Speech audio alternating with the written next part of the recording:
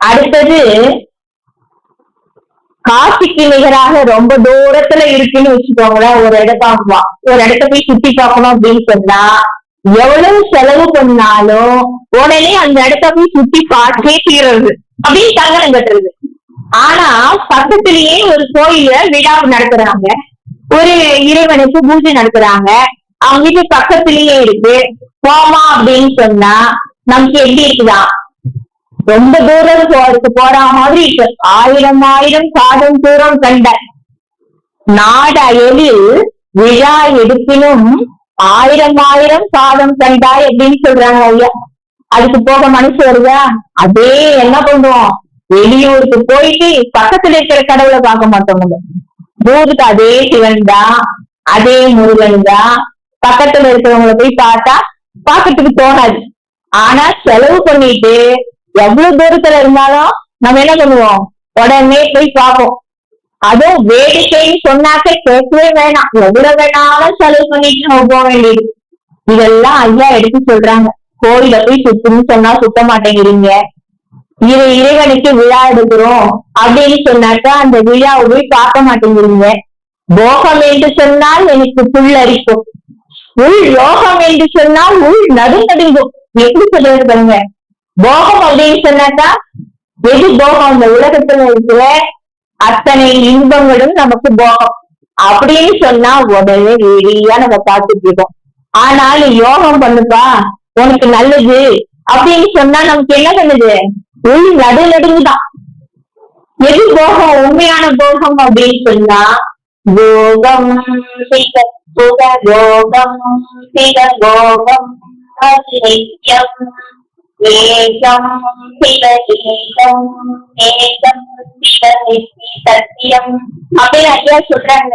அந்த போகத்தை நீ அனுபவின்னு சொன்னா நமக்கு என்ன பண்ணுது? உள் நடுக்கமா இருக்குது. இறைவனை துதின்னு சொன்னா நமக்கு நடுக்கமா இருக்கு. அதே உலகத்துல இருக்கிற இன்பங்களை போய் அனுபவிச்சுவா அப்படின்னு சொன்னா நம்ம என்ன பண்றோம்? உடனே வெளியா காத்துட்டு இருக்கோம். சரி, நம்முடைய உள்ளமானது சோர்ந்து துள்ளல் எல்லாம் ஒழிந்து சோறு அடைந்த இந்த காலத்துல அந்த உள்ளத்துல கல்லன்னு சொன்னா உடனே கழிப்பு எழும்புமா? கல்லன்னு சொன்னா உடனே கழிப்பு வந்துடும், உடம்புல உள்ளத்துல கழிப்பு வந்துடும். அதே மாதிரி நீ நல்ல நெறியில செய்யுது, நல்ல வழியில போ. இப்ப இருக்கிற நெறியானது துன்பத்தை தரக்கூடியது. சரி, அதுலதான் நீ போவியா? அன்றி ஒரு தடவை சிவசிவா அப்படின்னு சொல்லு அப்படின்னு சொன்னா நமக்கு என்ன வரும்? தூக்கம் வருதான். சிவசிவான்னு சொல்றதுக்கு தூக்கம் வருது. சிவமா சரி அப்படின்னு சொன்னா நமக்கு வாய் யோகுது. நல்லது செய்ய அப்படின்னு சொன்னாக்கா நமக்கு ஒண்ணும் பிடிக்கவும் மாட்டேங்குது. சரிப்பா, அடுத்தது சோம்பல். நமக்கு அடுத்தது என்ன வரும்? சோம்பல் வரும்.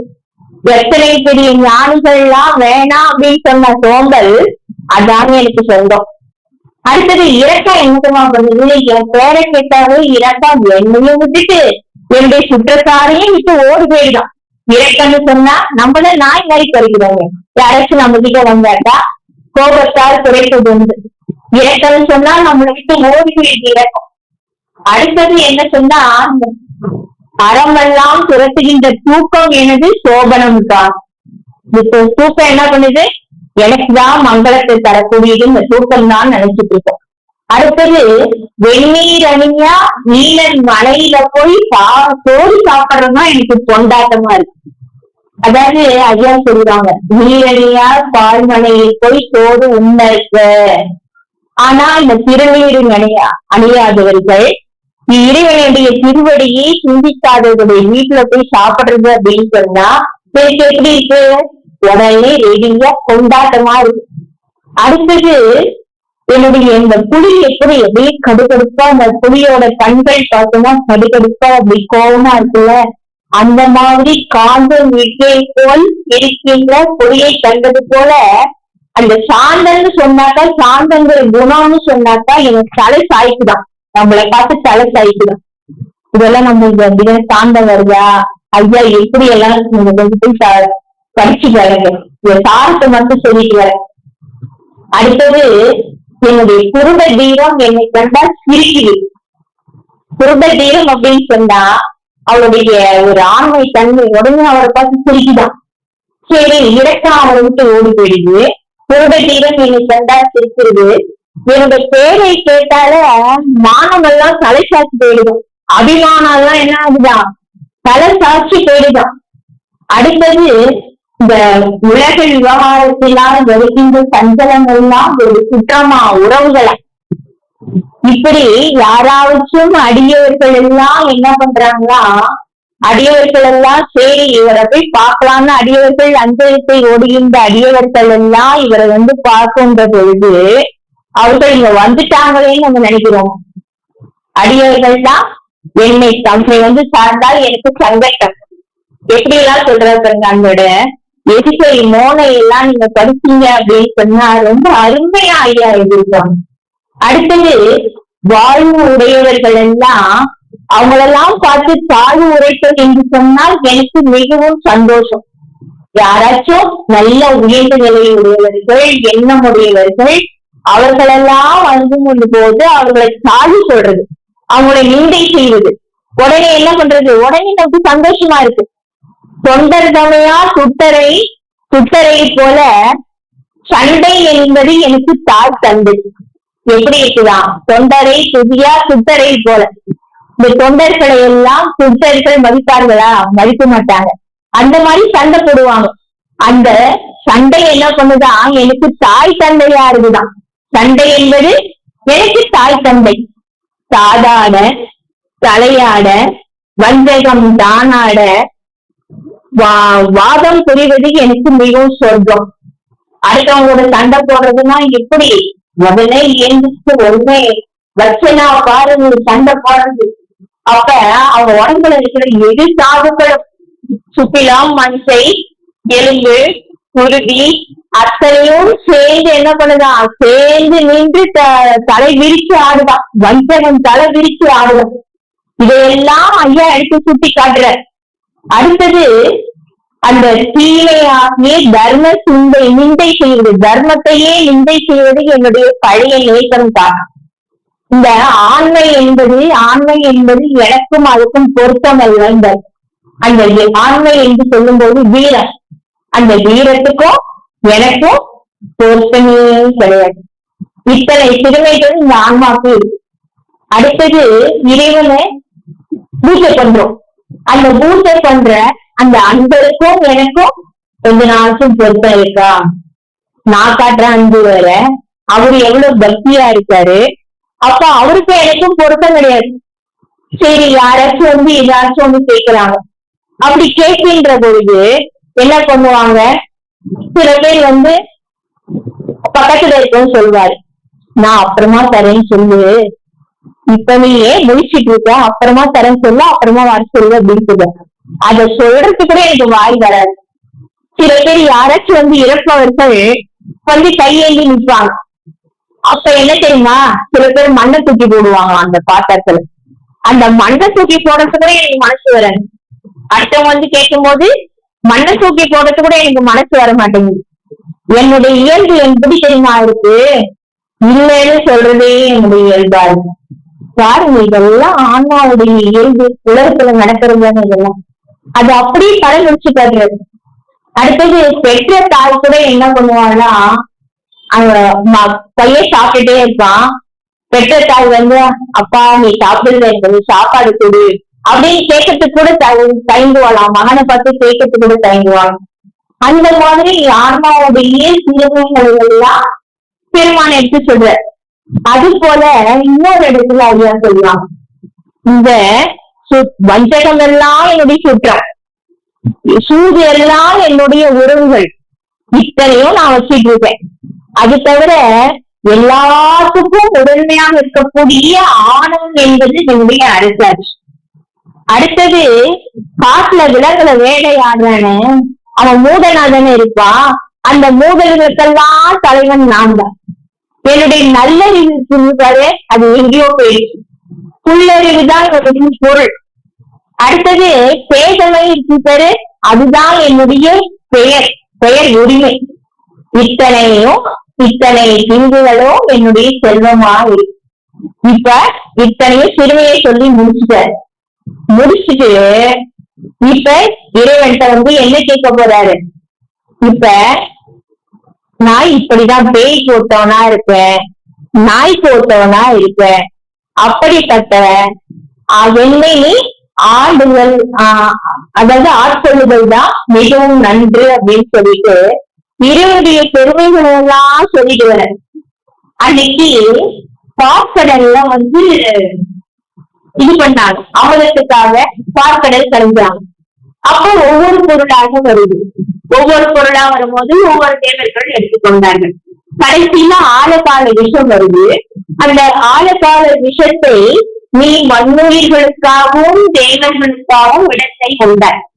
அவன் செய்த குற்றத்தை மற்றவர்கள் எல்லாத்தையும் அவனும் கொடுத்தாங்க.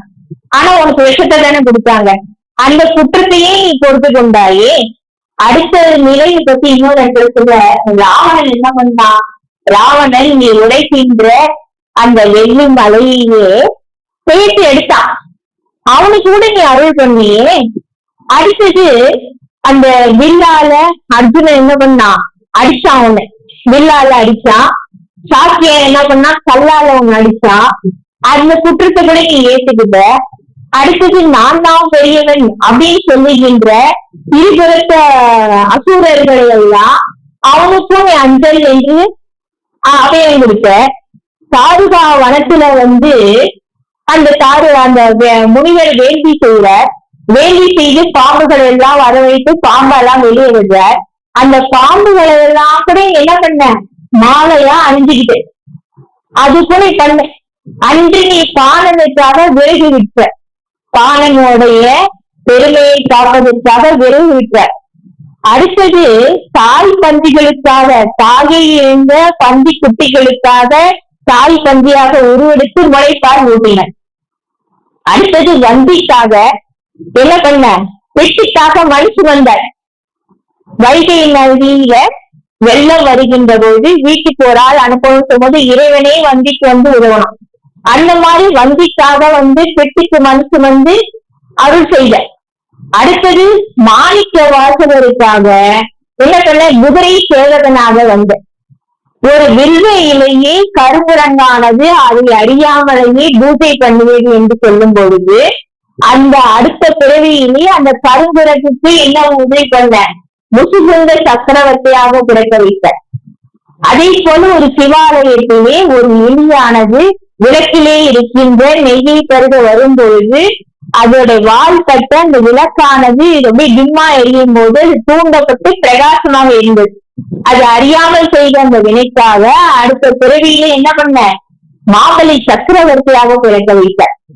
அதே போல ஒரு சிலந்தியானது அந்த சிவலிங்கத்தின் மீது ஒரு பந்தர் போட்டு வணங்கியதற்காக அடுத்த பிறவியிலே சோழனாக பிறக்க வைத்த.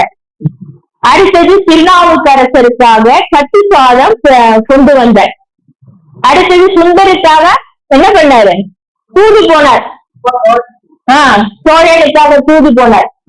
அடுத்தது இத்தனை வேலைகளையும் நீ அன்பர்களுக்காக செய்து. அது போல எனக்கும் செய்யணும் இல்ல? எனக்கும் அத்தனை பிழைகளையும் நீ பொறுத்து ஆண்டு கொண்டது போல நீ எனக்கும் அருள் செய்ய வேண்டும் அப்படின்னு சொல்லிட்டு ஒவ்வொரு கதையும் சொன்னீங்கன்னாக்கா இதுல அத்தனை விஷயங்கள் இருக்கு. அதுக்கே 2 மணி நேரம் போயிடும்.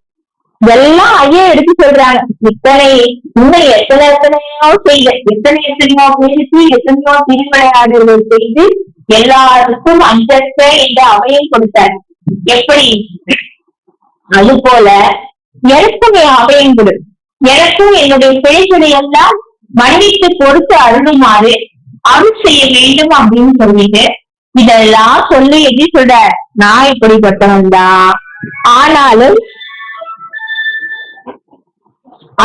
நீ என்ன பண்ணும்? எனக்கு நீ அருள் செய்யணும் அப்படின்னு சொல்லிட்டு பெருமான் எடுத்து சொல்றாங்க. நீ என்ன பண்ணணும் தெரியுமா? நீ எனக்கு செய்ய வேண்டியதெல்லாம் ஒண்ணுதான். நீ என்ன பண்ணணும் அப்படின்னு சொன்னா எனக்கு கூற்றுவதற்கு காட்டி கொடுக்க. எனக்கு கூற்றுவன் கிட்ட காட்டி கொடுக்காது. இந்த பிறவி பெருங்கடல்ல அழுந்த பண்ணாது. எத்தனை பிறவின்னு அழுகிறது. இழந்து இழைத்ததெல்லாம் போதும் இந்த உடம்பை இயற்கை உடம்பா நான் மாத்துவோம். அதனால இந்த பிறவியெல்லாம் எனக்கு போதும், திருப்பியும் ஒரு பிறவி எனக்கு வேணாம், அந்த பிறவியிலிருந்து என்ன பிறவி பெருங்கடலுக்கு நீக்கணும் அப்படின்ட்டு பெருமான் எடுத்து சொல்ல. நீ செய்ய வேண்டியதெல்லாம் கூட்டுவனுக்கு காட்சி கொடுக்க கூடாது. 2வது பிறவி பெருங்கடல் வந்து நீக்கணும். அடுத்தது 3வது என்ன கேட்கிறாரு அப்படின்னு சொன்னா, அதாவது உன்னை நினையாதவர்கள், திருவடியை நினையாதவர்கள், நீர் அறியாதவருடைய வீட்டுல போயிட்டு அவங்க கொடுக்குற சாப்பாடை சாப்பிட்டு அவங்க கொடுக்குற உடையை உடுத்தி என்னோட உடம்பு வளர்க்கறதுக்கு பண்ணாது. அடுத்தது என்னோட தீய குணங்களை எல்லாம் போக்குவதற்கு என்ன பண்ணணுமோ இனிமே எனக்கு தீய குணங்கள் எல்லாம் வரக்கூடாது அப்படின்னு சொல்லிட்டு ஒவ்வொரு நிலையா எடுத்து சொல்லிக்கிட்டே வர. இதுதான் நான் கேட்கறது உங்ககிட்ட. நான் என்னுடைய நிலைமை எப்படி தெரியுமா இருக்கு? ஆற்றில் ஒரு காலம் அடங்கா சேற்றில் ஒரு காலம் நான் செய்கின்றேன். எனக்கு வந்து ஆற்றுல ஒரு கால், சேற்றுல ஒரு கால்.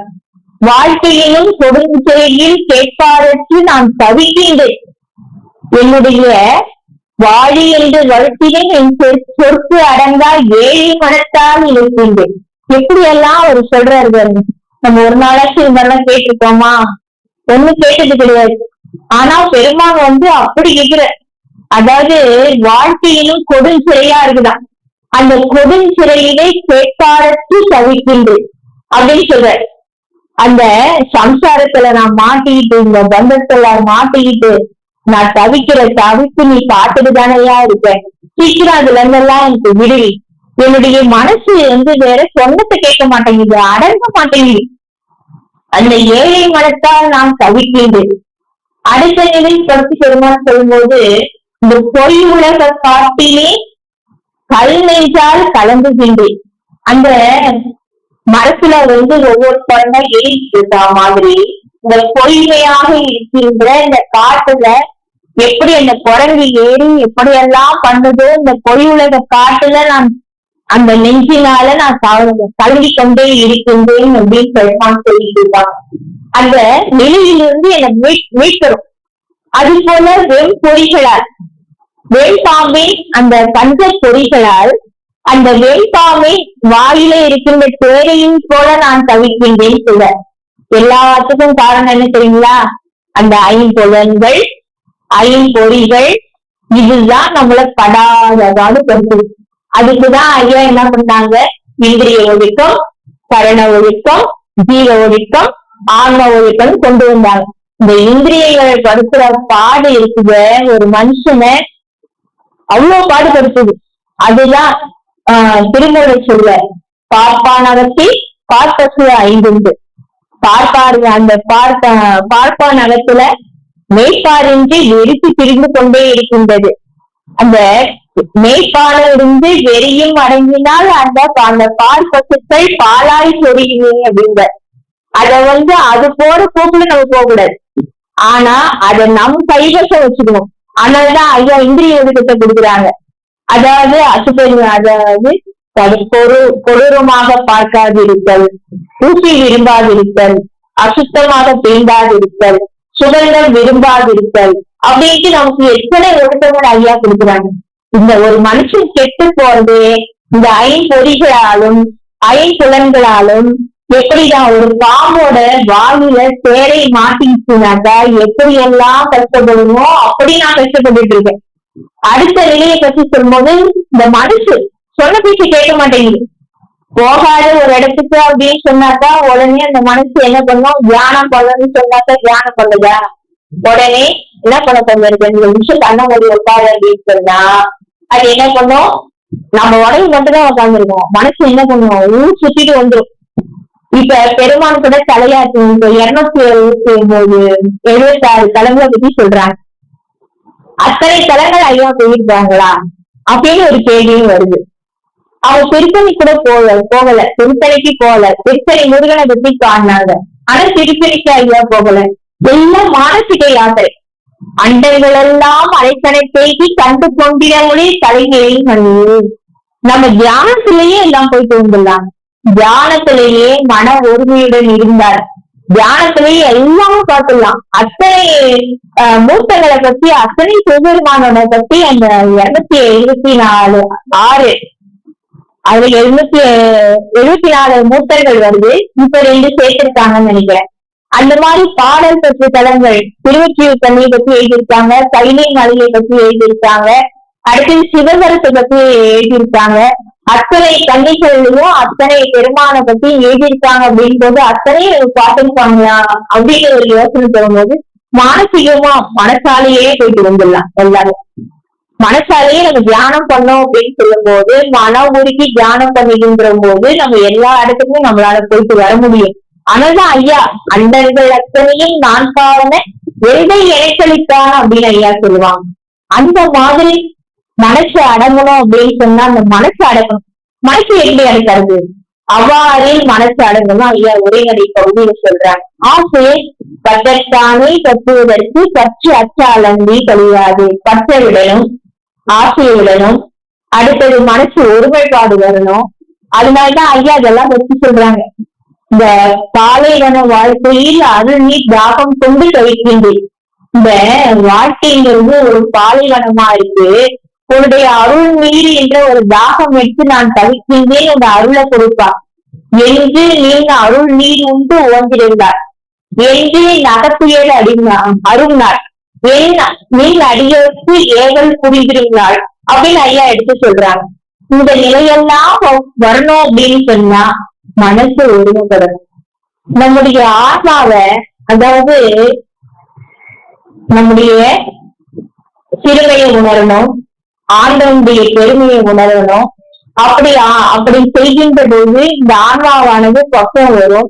அந்த பக்குவப்பட்ட ஆன்மாவுக்கு ஐயா அண்ணா சொன்னது போல இறைவனே குருவாக இருந்து ஞான ஆசிரியனாக வந்து நமக்கு என்ன சொல்லி தரணுமோ அதெல்லாம் அவரே வருவார். அப்படி வருகின்ற பொழுது கடைசி நிலை அப்படின்னு சொல்லும் போது நான் தானாதல், நான் தானானால், நானே தானானான் அப்படின்னு ஐயா சொல்கின்ற கடவுள் நிலையிலிருந்து அமயமாகக்கூடிய ஒரு நிலையை நாம் அனைவரும் அடைய முடியும். அதுக்குதான் நம்ம முயற்சிக்கணும். அந்த மாதிரி பெருமான் ஒவ்வொரு நிலையா எடுத்து சொல்லிக்கிட்டே வராங்க. அது போல இன்னொரு இடத்துல சொல்றாங்க, மந்திரத்தை உச்சரியா என்னை போல தந்திரத்தில் கை தேர்ந்தவன் ஒருத்தரும் கிடையாது. நான் மந்திரத்தை வாயால் உச்சரிக்கிறது கிடையாது. ஆனால் என்னை போல தந்திரத்தில் கை தேர்ந்தவன் ஒருத்தருமே கிடையாது. நானுடைய படிக்கிற படிப்புலாம் என்ன தெரியுமா? கைக்குடவே எழுதுகின்ற பொய்க்கதைகளை முடிக்கின்ற அந்த புத்தகங்கள்லாம் நான் படிக்கும் புத்தகங்கள். ஆனா சிவகாமனூர் படின்னு சொன்னாக்கா வாய் நோகுது. ஆனா பொய்க்கதையெல்லாம் எழுதி விற்கிறாங்களே, அத மட்டும் என்ன பண்றோம்? நல்லா வாங்கி படிக்க வேண்டியது. இதெல்லாம் ஐயா எடுத்து சொல்றாங்க. அதான் பெருமான் சொல்ற, இந்த மாதிரி எல்லாம் நான் தவிச்சிட்டு இருக்கேன், பாலைவனமா இருக்கு என்னோட வாழ்க்கை, ஆற்றில் ஒரு கால் சேற்றில் ஒரு காலா இருக்கு, என்னோட சிந்தை ஒன்றா இருக்கு, வாக்கு ஒன்றா இருக்கு, செய்கை ஒன்றா இருக்குது. ஆனால் எல்லாவற்றையும் எப்படி உய்வது, அந்த உய்வது எங்கனும் நான் தெரியாம தவிச்சுட்டு இருக்கேன். உங்க கருணை எனக்கு கிடைக்குமோ கிடைக்காதோ அப்படின்னு சொல்லி நான் தவிச்சுட்டு இருக்கேன்.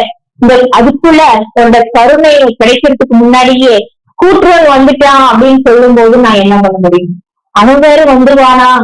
உன்னோட அருள் எனக்கு எப்ப கிடைக்கும்? நீ அருள் செய்தியா மாட்டியானே எனக்கு சந்தேகமா இருக்கு. ஏன் தெரியுமா? இப்போ ஒரு ஐஸ் வைக்கிற, இப்படி எல்லாம் சொல்லி கவலைப்படுற. இப்போ ஒரு பெருமானுக்கு ஒரு ஐஸ் வைக்கிறாரு எனக்கு. அதாவது அன்னையை போல் 1000 அன்னை இருந்தாலும் உன்னை போல ஒரு அன்னை எனக்கு கிடைக்குமா? அதே போல தந்தை அத்தனை பேர் இருந்தாலும் உன்னை போல ஒரு தந்தை எனக்கு கிடைக்குமா? நீ தானே பொறுக்க முடியும். என்னுடைய பிழைகள் எல்லாம் நீ தானே அப்பா அம்மா தானே பொறுக்க முடியும். உன்னை தவிர எனக்கு யாராச்சும் துணை இருக்காங்களா? துணை கிடையாது. ஓ துணையை பொன்னடி என்று உண்மைக்கின்றேன், உன்னை என்று ஆற்றுணையும் வேண்டியே அன்புடைய ஐயாவே. அதான் சொல்லுவாங்க, ஒரு பாடல்ல பாடுவாங்க ஐயா.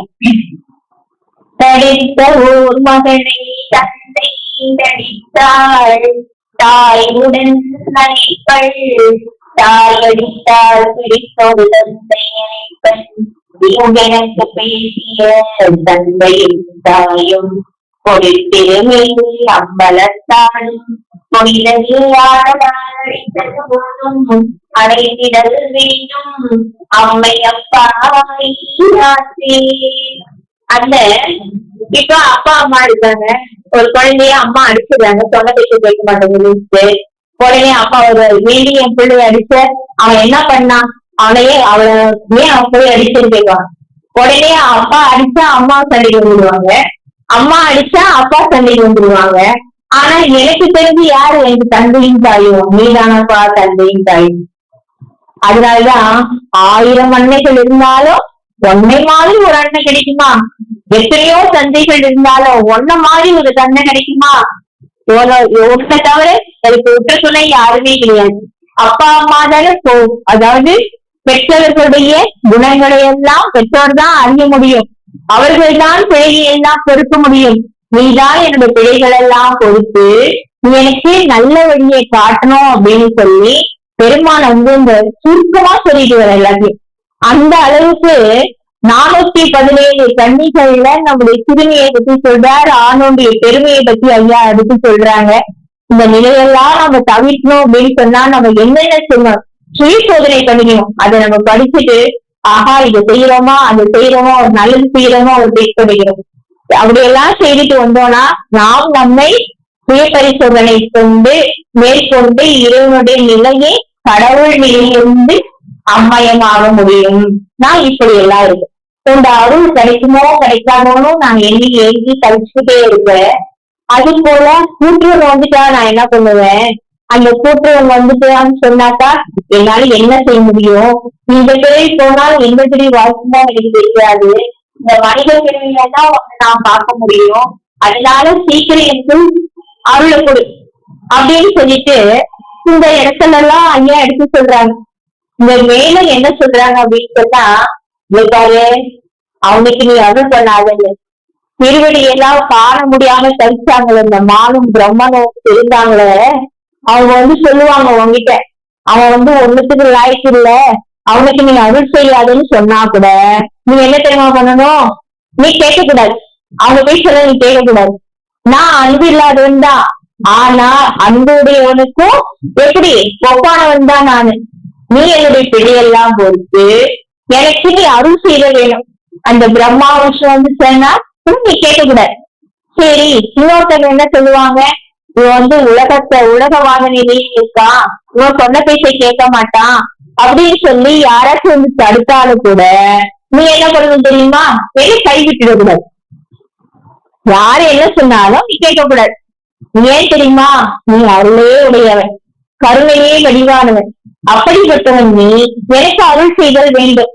எனக்கு நீ அருள் செய்த அப்படின்னு சொன்னா நீ என்னை கைவிட்டாலும் உன்னுடைய திருவடியை நான் விடமாட்டேன், அந்த வெண்ணீற்று நெறியை நான் கைவிட மாட்டேன்.